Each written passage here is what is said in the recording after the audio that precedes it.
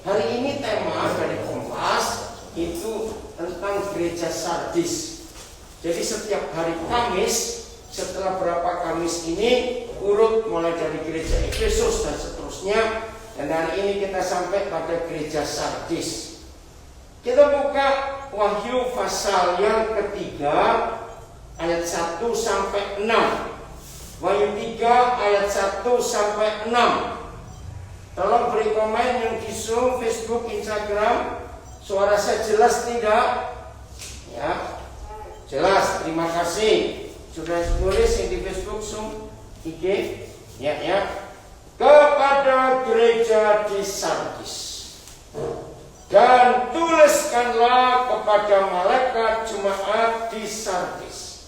Masih ingat? Dari gereja yang pertama dapat surat khusus dari Tuhan Yesus, kita belajar malaikat jemaat itu artinya gembala. Nah, gembala Sardis ini luar biasa dapat pesan.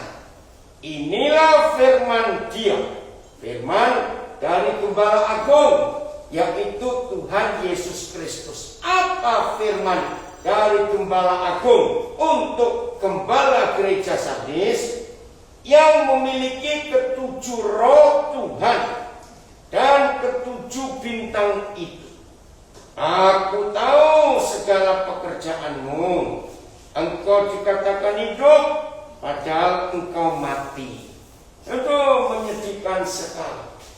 Saudara, ayat ini tepat seperti yang seluruh dunia alami selama tahun 2020 ini. Kita hidup secara umum ya, secara umum. Tapi manusia sedang menghadapi kematian karena COVID-19. Mengerikan sekali. Belum pernah terjadi dalam sepanjang sejarah hidup manusia. Belum pernah ada tahun yang aneh dan menakutkan. Bayangkan. Inilah tahun pertama bagi seluruh dunia. Orang tidak bisa buat rencana untuk tahun depan. Kita mau rencana apa? Mau rencana bisnis? Modal ada, fasilitas ada, tapi situasi tidak tentu. Tahun-tahun sebelum kasus COVID ini, biasanya sudah orang merencanakan liburan kemana untuk tahun depan. Sekarang orang punya uang pun mau liburan kemana. Saya tidak tahu di Eropa, di Amerika, di Australia, di Indonesia ini hotel dijual murah. Tapi pun pengunjungnya tidak banyak. Anak sekolah, biasanya kita sudah punya rencana sekolah di sini, sekolah di situ. Sekarang, maka itu betul firman ini. Engkau hidup, padahal engkau mati. Ini keadaan kita sekarang. Serba tidak menentu. Hari-hari ini banyak orang kontak saya. Bagaimana tahun depan? Bagaimana tahun depan? Jawaban saya cuma 2 kalimat. Tetap takut Tuhan dan tunggu. Setuju nggak kalau saya katakan? Tetap takut kepada Tuhan, artinya takut berbuat dosa, dan kita menanti. Bayangkan, beberapa negara di dunia baru senang-senang vaksin mulai kelihatan. Betul? Dari Rusia, dari Tiongkok, dari Amerika, dari Jerman, vaksin baru disetujui dan mau disebarkan. Tiba-tiba Inggris muncul. Corona jenis yang kedua ini lebih ngeri. Lalu saya tuh bayangkan, uang yang sudah habis sekian ratus triliun rupiah untuk research di perusahaan farmasi. Ayo jujur, diganti lagi enggak? Pasti diganti loh, karena muncul jenis baru. Maaf ya saudara, jangan ikuti, cuma saya sampaikan. Sejak awal virus ini muncul, saya tuh yakin ini buatan berkata ini buatan orang? Karena kalau alam tidak seganas itu. Alam itu punya aturan yang menurut Tuhan. Tapi yang buatan manusia tidak ada aturannya semua. Ingat berapa kali film-film Hollywood yang buat film apa itu mutasi gen karena bencana nuklir atau istilah begitu ya, pokoknya ya itu kan buatan manusia virus itu, sehingga berkembang biak yang tidak terkontrol. Rupanya yang mereka buat film itu kejadian sungguh karena aneh, betul-betul aneh barang. Dunia sudah mengetahui usaha kelompok-kelompok tertentu untuk mengurangi jumlah penduduk dunia. Itu kan kejam sekali. Oke lah, kita nggak usah buat macam-macam. Pokoknya tahun depan yang kurang berapa hari lagi ini, kurang seminggu persis ya, ini 4, 31, 7 hari lagi kita tinggalkan tahun yang aneh ini. Cuma 2 ini. Takut Tuhan, dan gak ada pilihan lain. Takut Tuhan. 2, kita tunggu Bapak kita akan buat apa. Jadi jemaat Sardis dikatakan kamu hidup tanpa dalam kau mati. Oke, pelan-pelan kita kembali ke kalimat yang ini, yang memiliki ketujuh roh Tuhan. Apa itu 7 roh Tuhan? Kita buka Yesaya 11. Kitab Yesaya 11. Inilah ketujuh roh Tuhan itu. Yesaya 11 ayat 2. Ya. Yesaya 11 ayat 2.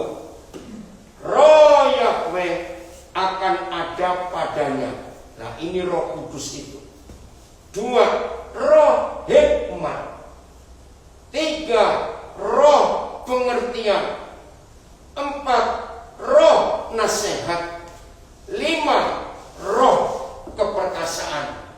6, roh pengenalan. Dan yang ke-7, roh yang takut akan Tuhan. Kenapa kurang? Suaranya nggak jelas kalau dijawab. Oh, suara nggak jelas. Oke ya, saya agak dekat. Sekarang bisa jelas? Agak dekat. Oh, ya. Oke. Nah, inilah ketujuh roh Tuhan itu. Nah, kita nggak usah melihat detail satu persatu. Kenapa? Tadi masalah. Ya, kita nggak akan lihat detail satu persatu. Tapi untuk hidup yang tertib dan diatur oleh Roh Kudus, maka ketujuh roh ini harus ada dalam hidup kita. Saya ulangi, untuk hidup benar, hidup tertib, dipimpin, diatur oleh Roh Kudus, maka ketujuh roh Tuhan ini harus ada. 1, yaitu Roh Kudus sendiri. Saudara, setelah Tuhan Yesus naik ke surga, maka kita tahu tugasnya Roh Kudus, dan gereja ada karena kuasa Roh Kudus. Roh kedua, roh hikmat. Apa sih bedanya hikmat dengan kepandaian? Beda. Kepandaian karena orang belajar di buku, lewat kuliah, kampus. Tapi hikmat itu nggak bisa dipelajari. Masih ingat Amsal berkata, permulaan hikmat ialah takut akan Tuhan. Nah, di masa COVID yang mengerikan ini, tidak ada kemampuan intelektual manusia yang bisa mengatasi. Setuju tidak saya berkata ini? Kepandaian manusia, intelektual manusia nggak bisa. Ini barang aneh sekali. Berubah semuanya. Maaf ya, kalau ada konsultan-konsultan yang ikut di Zoom atau acara sekarang ini, belum pernah di dunia ada konsultan kebingungan seperti sekarang. Mau konsul apa? Ya betul tidak, saudara, nggak bisa. Perubahannya begitu cepat dan nggak bisa diprediksi. ini, kita anak-anak Bapa di surga perlu roh hikmat. Dan roh hikmat ini tidak datang dari manusia, tidak, dari Bapa sendiri. Sangat perlu. Orang yang tidak punya roh hikmat di masa seperti ini, cuma satu yang muncul, takut. Nggak ada lain. Mengerikan. Semua kita tahu sampai hari ini corona ini belum ada obatnya. Dunia medis hanya berkata asal kamu jaga imun, hormon endorfin. Nah itu cuma satu, harus tetap ada sukacita, hati gembira. Gimana mau gembira? Di kamar sendiri, nggak boleh ketemu orang.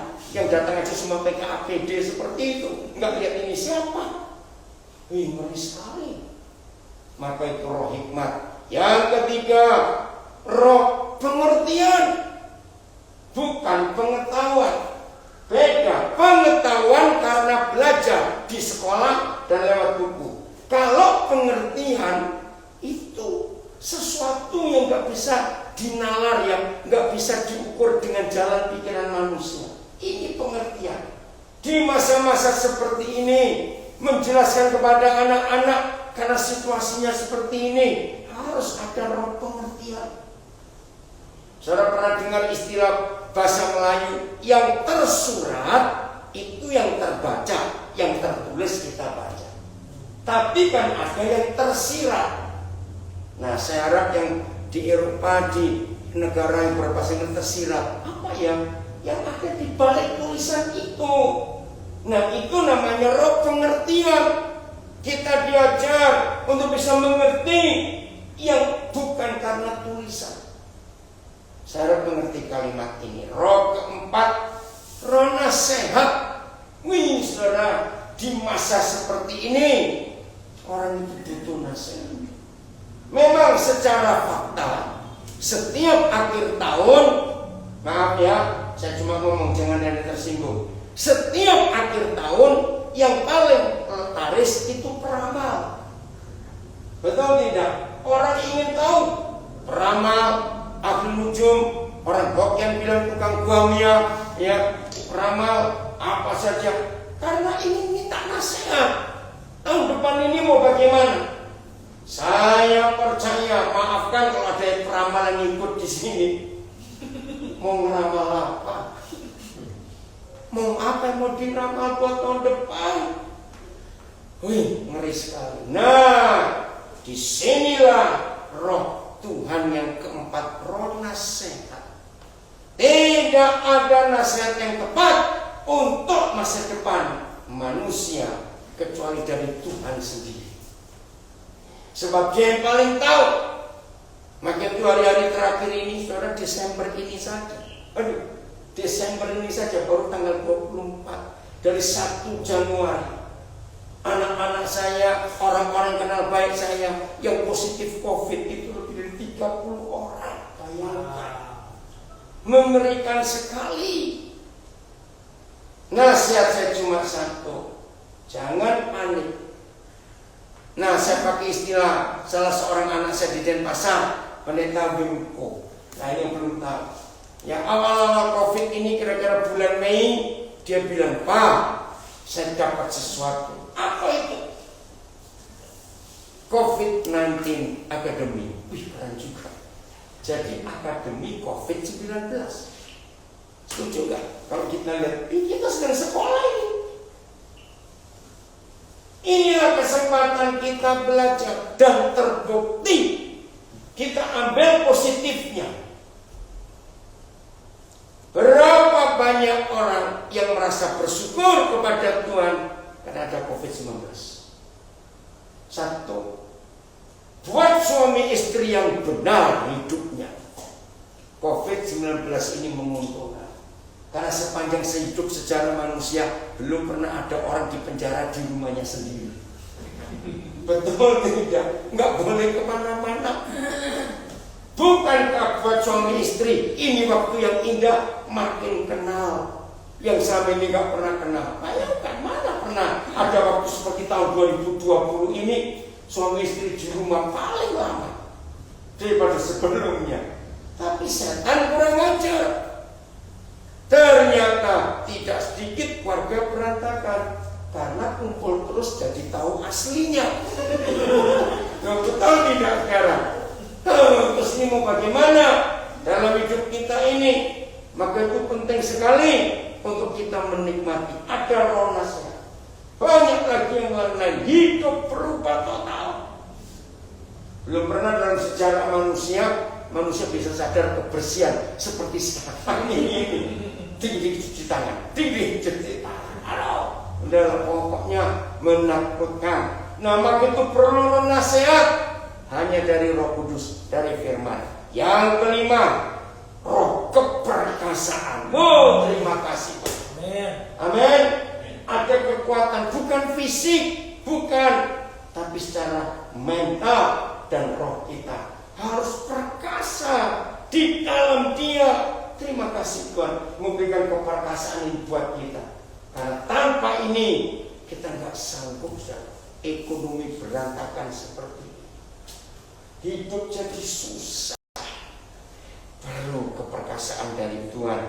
Yang keenam, roh pengenalan. Puji Tuhan, tidak ada kekuatan lain dan tidak ada jaminan lain kecuali kita makin kenal Bapa, makin kenal.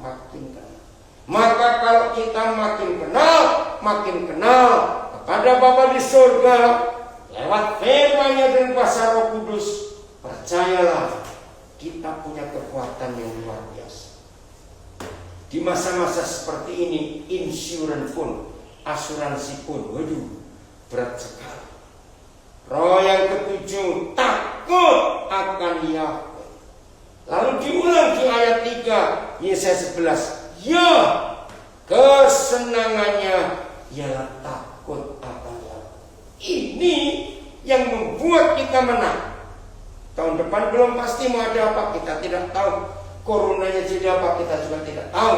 Tapi kalau Tuhan tahu di hidup kita, makin takut Tuhan, takut berbuat dosa, disitulah ada hal-hal yang hebat yang Tuhan sediakan buat kita semuanya.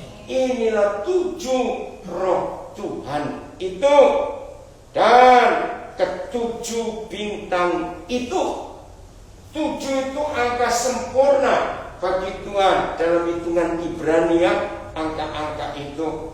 Ayat 2 Wahyu 3. Bangunlah dan kuatkanlah apa yang masih tinggal, yang sudah hampir mati. Gak enak firman ini, saudara, tapi ini fakta. Saudara pernah dengar gak istilah biologi dunia binatang?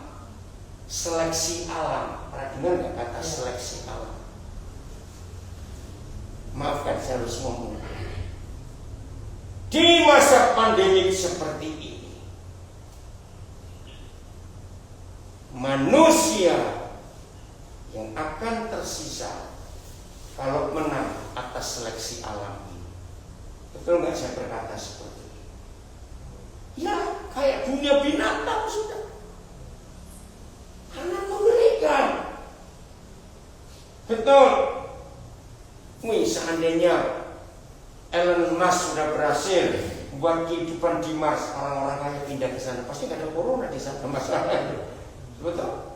Tapi di dunia ini, bangunlah dan kuatkanlah apa yang masih tinggal, yang sudah hampir mati.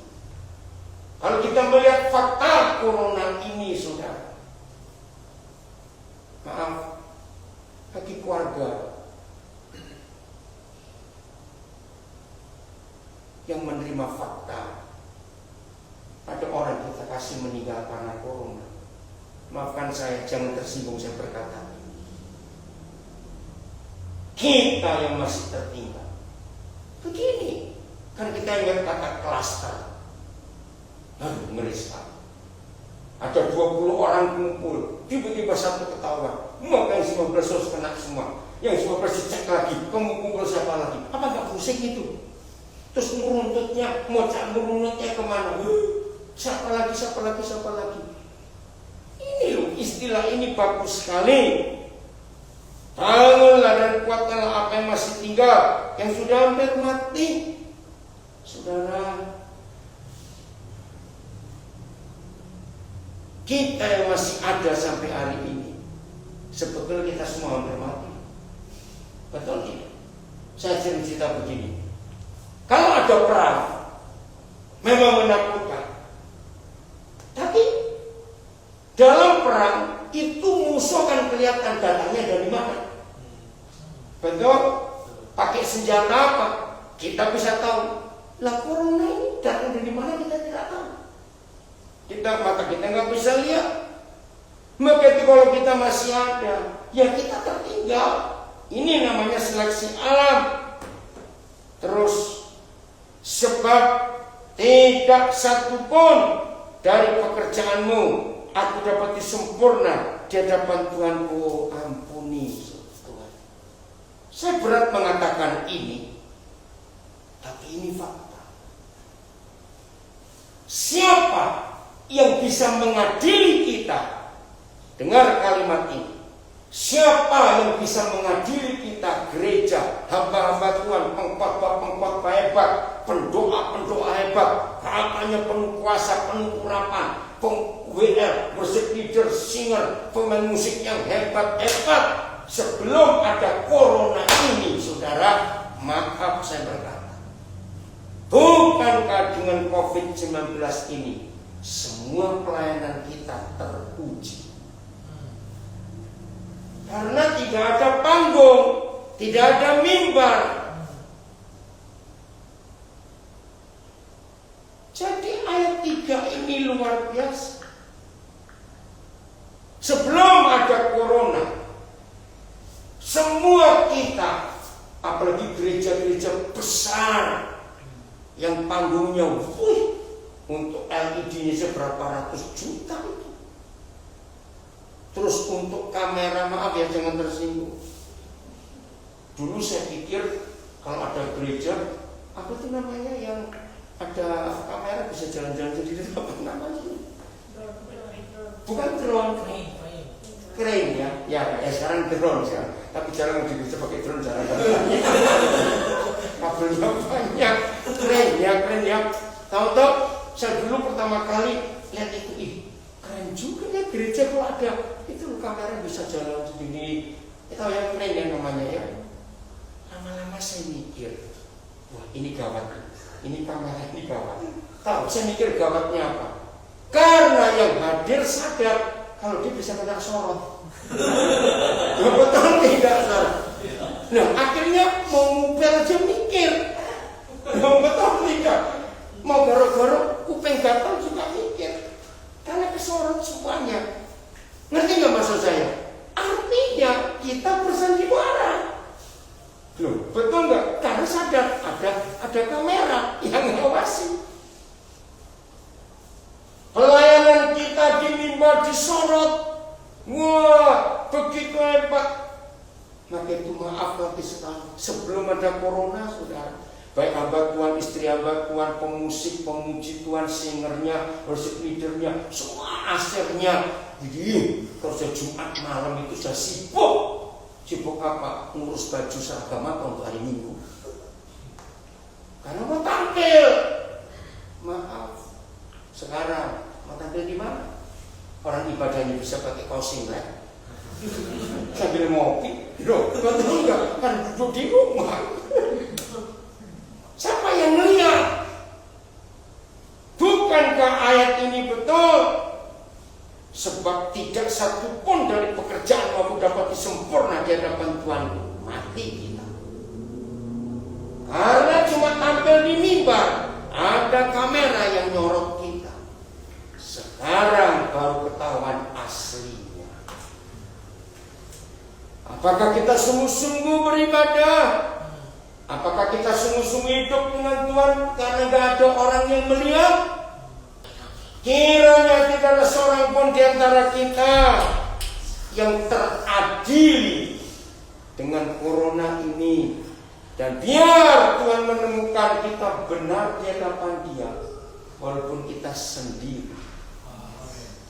Bulan April, Mei, bulan puasa buat Muslim. Sudah ribut karena puasa berubah. Lalu Lebaran, ribut lagi, dilarang mudik. Yang Kristen belum merasa. Betul? Masuk bulan Juni akhir, musim haji, wah ribut lagi. Karena pertama kali sejak Ka'bah tempat suci orang Muslim didirikan ditutup, ini pertama kali. Gila nggak corona ini? Wih. Kalau ada imam besar mereka yang mimpi, Tuhan berkata kepadaku, nggak ada musim haji, nggak diterima. Tapi corona datang, semuanya tunduk. Belum betul nggak? Ini fakta. Dan sekarang kita kena juga. Ayo moral-moralnya apa Natal begini? Pemerintah sembuhkan edaran. Aduh. Maka itu saya cuma iseng saja, maaf jangan tersinggung. Ini Natal pertama yang hambar.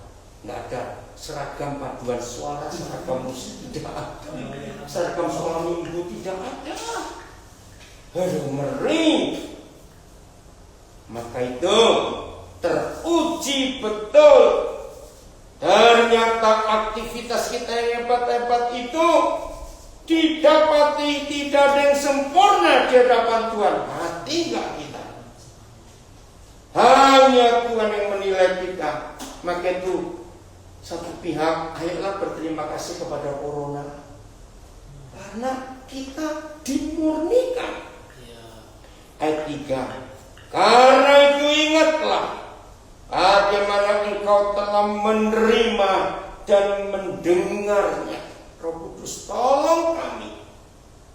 Saya ulangi ayat 3 ayat 3. Karena itu ingatlah bagaimana engkau telah menerima dan mendengarnya. Menerima apa? Mendengar apa? Ya, mendengar firman, menerima firman. Betul? Ingat itu. Terus turutilah itu. Turut lakukan dan bertobat. Karena jika engkau tidak berjaga-jaga, aku akan datang seperti pencuri, dan engkau tidak tahu pada waktu manakah aku tiba-tiba datang kepadamu. Gak tahu waktunya. Saudara, kenapa Tuhan pun gak tahu waktunya? Karena kita tahu kedatangannya sangat ditentukan oleh sikap gereja di akhir zaman ini.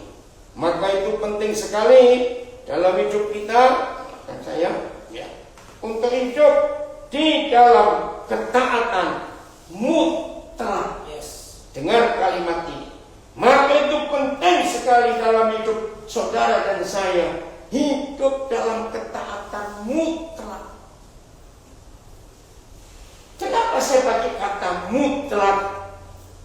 Karena seringkali kita berkata taat, maaf jangan tersinggung, tapi kita masih tawar-tawar. Boleh nggak taatnya begini, taatnya begitu. Tapi di masa seperti ini tidak bisa.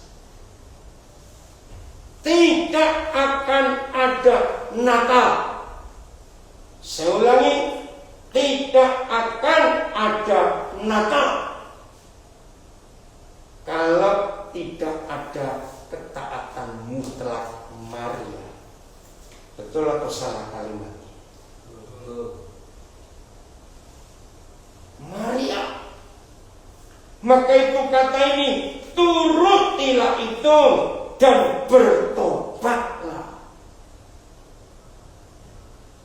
Coba saudara buka Lukas 1:38. Bagi saya, di antara semua bentuk ketaatan itu adalah Maria. Coba saudara lihat Lukas 1:38. Itu luar biasa. Jawab Maria, jadilah padaku seperti yang kau katakan, karena aku ini hamba Tuhan. Ya, kalau kita cuma baca begitu enteng. Coba kita jadi Maria zaman itu. Ayo jawab, apa risikonya? Ayo, ditimpuk, bukan bakor tapi batu. Betul nggak? Dilempari batu sampai mati.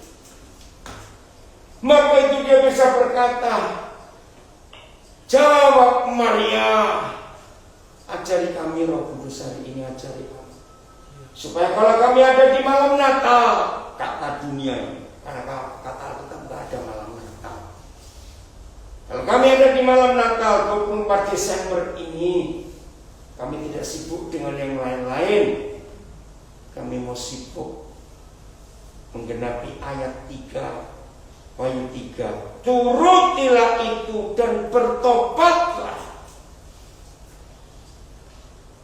Natal tidak akan ada gunanya kalau kita rayakan hanya pesta pora, hura-hura, pohon Natal, ya rusa salju, Sinterklas, nggak ada gunanya. Natal itu dimulai karena ada seorang gadis menuruti dan bertobat. Maka itu kita harus berani berkata seperti Maria, jadilah padaku seperti yang kau katakan, karena aku ini hamba Tuhan. Ini ketaatan mutlak. Maka lahirlah juru selamat manusia. Tapi ketaatan mutlak Maria tidak akan jadi kalau gak ada seorang pria yang bernama Yusuf. Maka itu Natal itu bicara tentang peranan suami istri yang kompak. Natal bicara tentang peranan suami istri yang sehati dan sepakat dalam hidupnya. Saya mau buktikan ya. Matius pasal pertama. Coba lihat ini. Maka itu kalau ada di antara saudara yang punya nama Maria, yang artinya taat, tapi engkau nggak pernah taat, ganti namamu dengan Maria. Percuma pakai nama Maria, tapi nggak pernah taat. Maka nama Maria dan taat. Begitu pula Yusuf. Ini cowok hebat, saudara. Aduh, maka itu semua laki-laki harus belajar dari Yusuf. Matius pasal yang pertama, ayat yang ke-18. Pertama, ayat 18. Baik. Kelahiran Yesus Kristus. Kelahiran Yesus Kristus adalah seperti berikut. Nah, seperti berikut ini bukan langsung ada wanita hamil kesakitan, enggak. Seperti berikutnya, pada waktu Maria ibunya bertunangan dengan Yusuf, ternyata Maria mengandung dari Roh Kudus sebelum mereka hidup sebagai suami istri. Nah, dari sini mulai masalah muncul. Tapi ini ketaatan Maria. Karena Yusuf suaminya seorang yang tulus hati.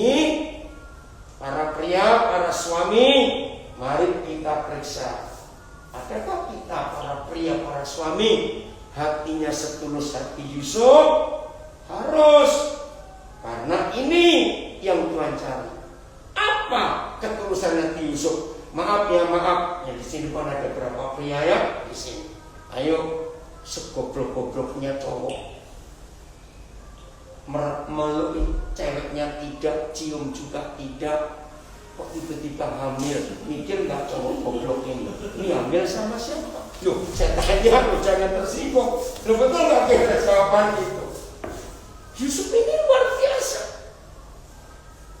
Lihat, ditulis begini, ayat 19. Karena Yusuf suaminya seorang yang tulus hati. Nah, ini keren. Dan tidak mau mencemarkan, menjelekkan, merusak nama istrinya itu di muka umum. Ia bermaksud menceraikannya, meninggalkannya dengan diam-diam. Wajar, dia gak ngapa-ngapain kok. Betul tidak, saudara? Tapi ini ketulusan Yusuf. Nah, tulus yang kedua ini hebat sekali. Ayat 20. Tetapi, nah ini dengar ya, tetapi Ketika Yusuf mempertimbangkan maksud itu, sudah ngitung, tinggalkan gak enak, tinggalin aja. Aku gak ngapa-ngapain, udahlah, aku juga gak marah sama dia, aku juga gak mengusut sama cowok sama kamu. Enggak, diam-diam dia tinggalkan. Surga terlibat lagi. Malaikat Yahweh nampak kepadanya dalam mimpi dan berkata, Yusuf anak Daud, janganlah kau takut mengambil Maria sebagai istrimu, sebab anak yang di dalam kandungannya adalah dari Roh Kudus. Jujur, cowok-cowok jujur ini. Saya juga harus jujur. Langsung terima mimpi itu. Walaupun datang malaikat, jawab. Mikir. Bisa aja mimpi karena kekenyangan toh. Betul enggak? Bisa mimpi karena siangnya terlalu banyak apa? Bisa. Inilah ketulusan yang kedua dari hati Yusuf. Dia percaya itu Tuhan. Nah, ini hebat. Jadi Yusuf menerima. Wih, luar biasa. Ada gangguan? Bisa bayangkan Mbak Yusuf ini hidupnya. Berarti hubungan Yusuf dengan Papa di surga itu baik atau tidak? Jelas sangat baik. Maka itu mimpi itu dia percaya ini papaku yang bicara. Kalau Yusuf tidak punya pengenalan yang benar kepada Papa di surga, dia wajar dan berhak untuk menolak mimpi itu. Apa-apaan ini? Aku nggak ngapa-ngapain kok, enak aja suruh nerima. Betul tidak, saudara? Nah, maka itu Natal itu karena ada dua orang suami istri yang dua-duanya takut akan Tuhan dan dua-duanya menjadi pelaku firman. Yusuf dan istrinya, yaitu Maria. Sayang, Markus tidak menuliskan bagaimana cara mereka berunding. Tidak penting. Yang penting suami istri ini hidup taat dan takut akan Tuhan. Maka itu kalimat Wahyu 3 ayat 3 bagian tengah tadi, turutilah dan bertobat. Saudara, 2021 misteri besar. Kita nggak tahu. Maka itu daripada capek-capek, nggak usah ingin tahu. Ikuti aja pokoknya. Tuhan mau apa dalam hidup kita. Maka itu saya katakan tadi, yang penting kita takut Tuhan, setia kepada Tuhan, dan tunggu Roh Kudus akan memimpin kita ke arah mana? Dengan 7 roh Tuhan tadi. Jadi Yusuf dan Maria adalah gambar, adalah contoh, adalah pola, adalah patron, adalah pattern untuk saudara dan saya berjalan di tahun 2021. Cuma itu contohnya, taat, nurut, suami istri kompak, jangan berseberangan, jangan saling bantahan, jangan terus hati, karena kita nggak tahu bagaimana model virus ini nanti. Ya, banyak orang yang bertanya, gimana? Jawabannya cuma satu: virus ini akan berakhir. Hanya Tuhan yang bisa mengakhiri. Ketika Dia menyampaikan firman-Nya kepada alam ini, kepada dunia ini, kita nggak tahu kapan Dia bicara itu. Nantikan saja. Saya lanjutkan. Aku akan datang seperti pencuri. Dan kau tidak tahu pada waktu manakah aku tiba-tiba datang kepadamu. Jadi cuma menunggu. Maka itu tadi saya katakan oleh kedua untuk tahun 2021. Yang pertama takut Tuhan. Yang kedua tunggu. Karena kita nggak tahu Tuhan mau bergerak, Tuhan mau bekerja, Tuhan mau bagaimana. Tunggu. Nah, untuk menunggu supaya nggak capek, jangan buat rencana apa-apa dulu. Betul nggak? Mau buat rencana apa? Kita nggak tahu. Perubahan bisa terjadi tiba-tiba. Jadi tunggu. Nantikan itu dengan takut akan Tuhan.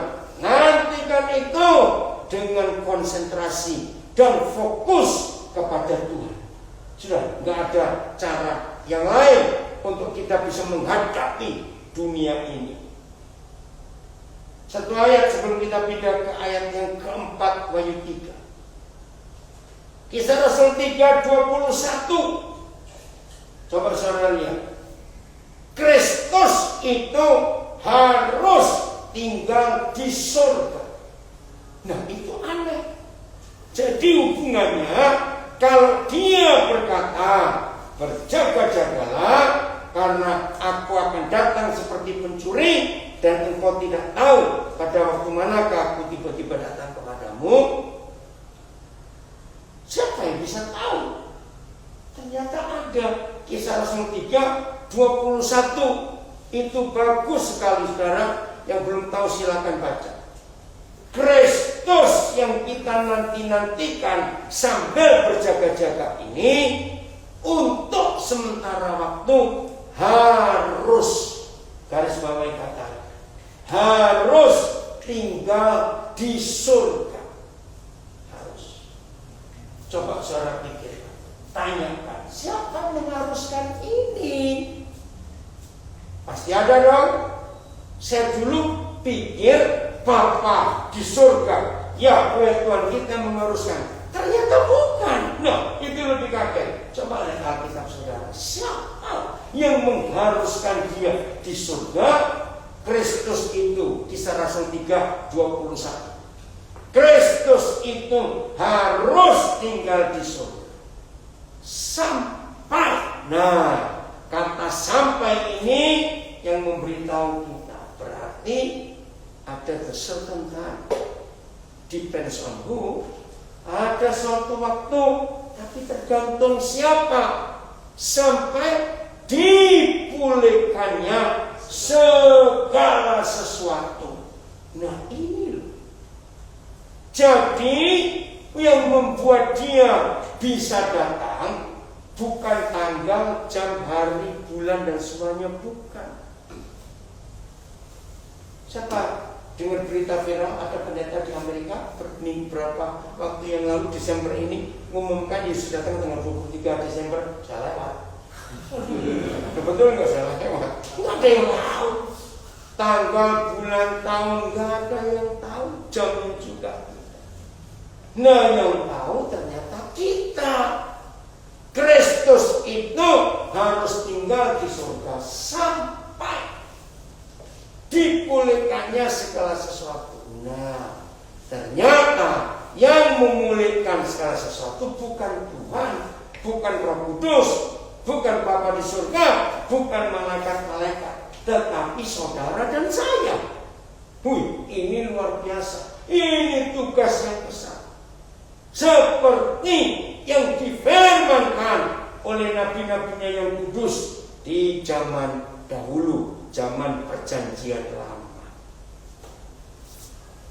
Wah, waktu saya dapat pewahyuan ini, saya langsung lemes. Masih lama.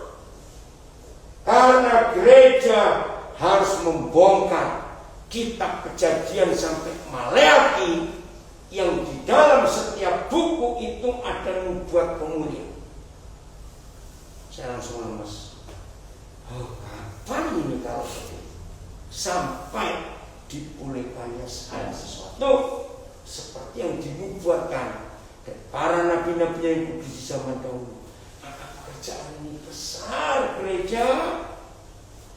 Nah, saya bersyukur dengan adanya COVID. Jangan tersinggung ya. Dengan adanya COVID, aktivitas gereja berkurang 90% lebih. 1, nggak ada latihan musik. 2, nggak ada latihan paduan suara. 3, tidak ada doa jemaat. 4, tidak perlu cetak warta. 5, nggak perlu latihan tamborin. Jawa Bandung. Betul tidak saudara? Nah, kalau gereja aktivitas rutin sebelum COVID itu kurang sampai 90%, Maka pribadi-pribadi murid Yesus inilah yang harus aktif di luar kebaktian minggu. Apa aktivitas kita? Cari orang-orang yang harus kita pulihkan. Ini pengertian saya tentang adanya COVID-19. Betul tidak? Coba bayangkan ya, sebelum ada corona ini, gereja-gereja besar yang ibadahnya 1 kali hari Minggu, lebih dari 4 kebaktian. Apalagi di Jakarta banyak sekali. Saudara bayangkan, untuk buat 1 kebaktian saja paling sedikit 4 hari kerja habis setelah pulang kerja sore. Betul? Persiapan ini, persiapan itu, latihan ini, latihan itu. Itu hanya untuk 1 kali ibadah. Nah kalau sampai 4-5 kali ibadah, gereja-gereja besar itu habis berapa waktu? Sekarang ada banyak waktu untuk kita keluar memulihkan banyak orang. Betul tidak? Contoh hari ini. Tadi pas kami di satu tempat, ya, terus tiba-tiba melihat ada penjualan espresso kopi itu. Nah besok saya mau ke Makassar. Nah saya tahu anak saya punya mesin itu, tapi nggak ada kapsulnya. Nah pas itu terus saya telepon, kebetulan bapak di sini titip lah, yang ini.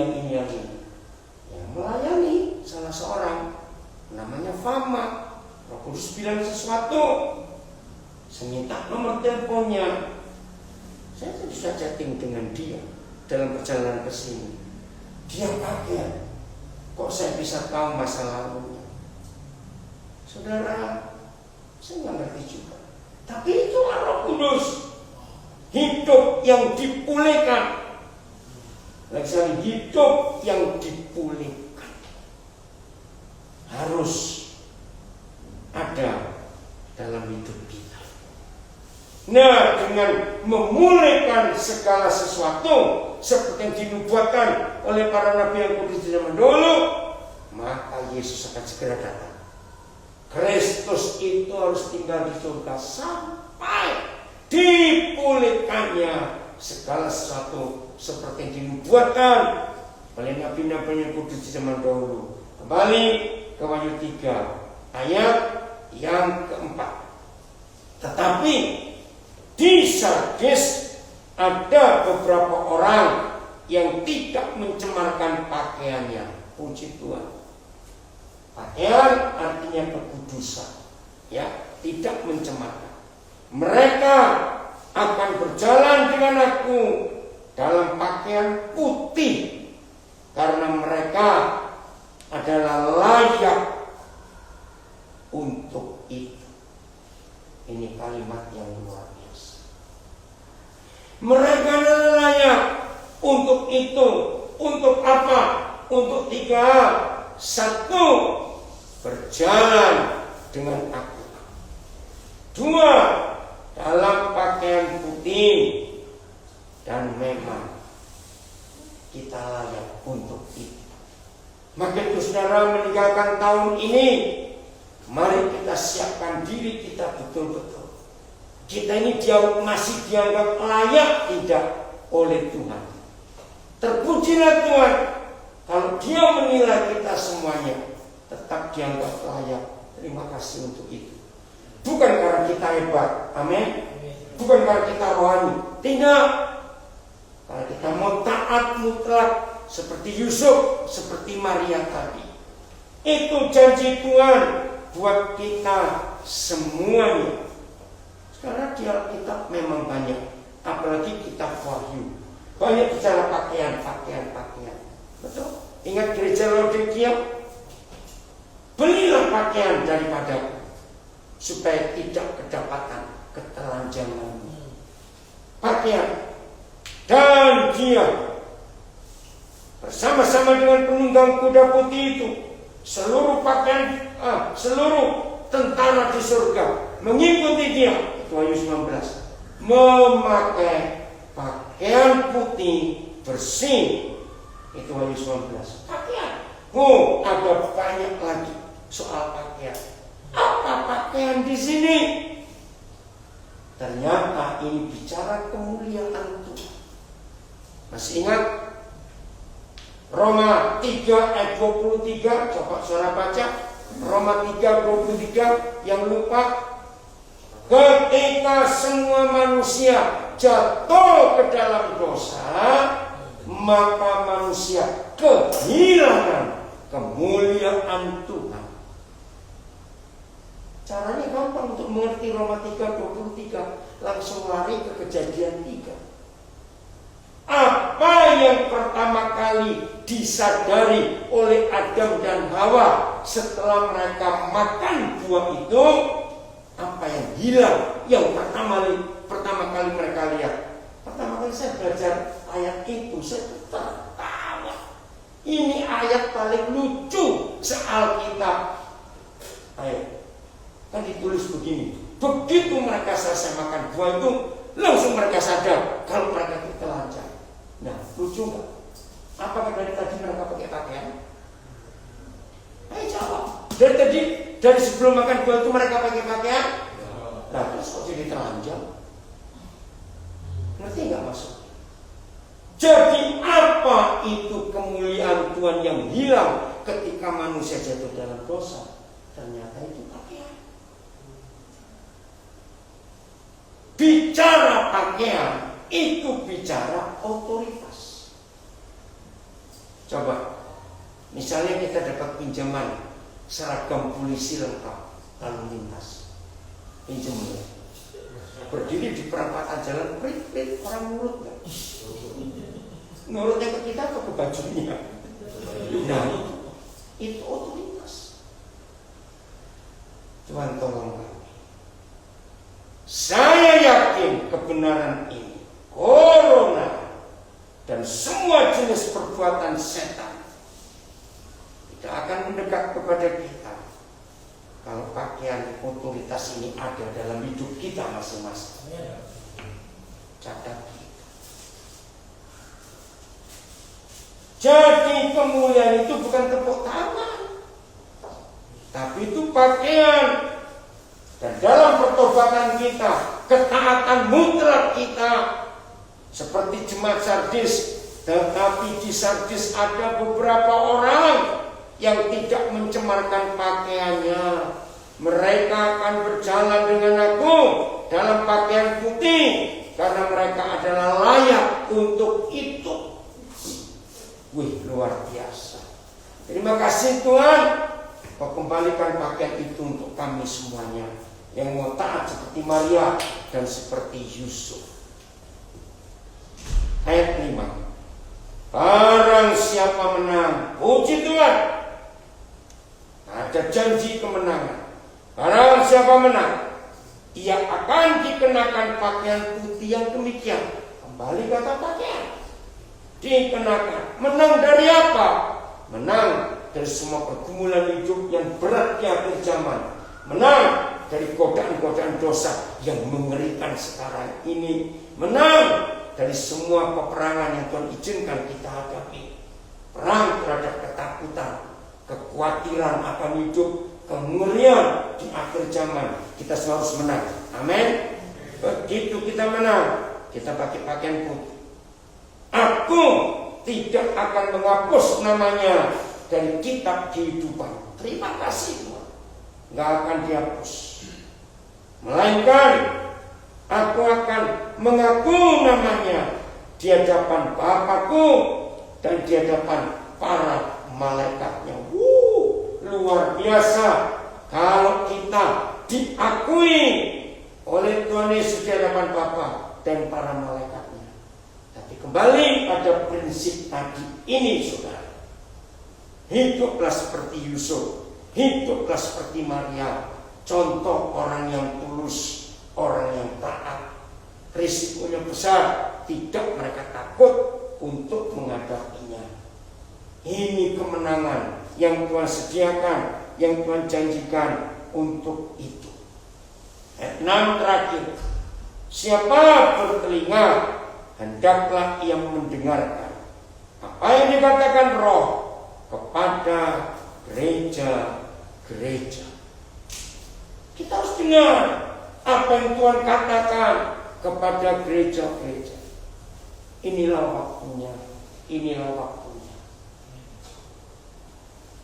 Kita bersyukur untuk janji-janji yang tetap berlaku buat kita semua sampai selama-lamanya. Ayo, kalau Roh Kudus memampukan kita untuk hidup berbeda dengan generasi yang bengkok ini, ayo kita bagikan kepada banyak orang di sekitar kita, supaya mereka bisa mengikuti pola hidup yang sederhana dari Tuhan kita Yesus Kristus. Amin. Inilah firman yang harus kita pelajari dalam kehidupan kita, supaya di samping kita jadi pemenang, tapi kita pun akan menjadi berkat buat banyak orang-orang yang lain. Ayat yang terakhir supaya jadi kekuatan buat kita semua, Yohanes pasal yang keempat.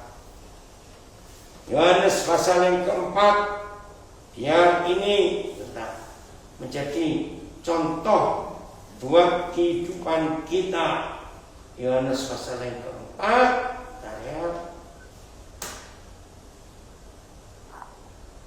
ayat 42. Yohanes 4 ayat 42. Dan mereka berkata kepada perempuan itu, setelah orang-orang ini percaya kepada Tuhan Yesus karena kata-kata perempuan itu, maka itu perempuan ini penginjil pertama di dunia. Kami percaya, tetapi bukan lagi karena apa yang kau katakan, sebab kami sendiri telah mendengar Dia, dan kami tahu bahwa Dialah benar-benar juru selamat dunia. Saudara dan saya mengambil keputusan untuk taat, untuk mengikuti Tuhan, bukan karena khotbah pendeta, bukan karena orang ini ngomong ini, orang itu ngomong ini, tapi izinkan kita sendiri punya pengalaman-pengalaman pribadi, hidup dengan Roh Kudus, hidup dengan Tuhan Yesus, hidup dengan Bapa di surga. Bukan karena kata orang, maka kita makin kuat dalam hidup ini.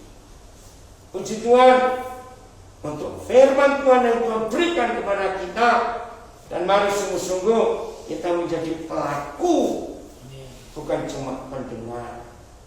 Roh Kudus menolong kita, dan Tuhan Yesus memberkati kita. Selamat Natal untuk besok.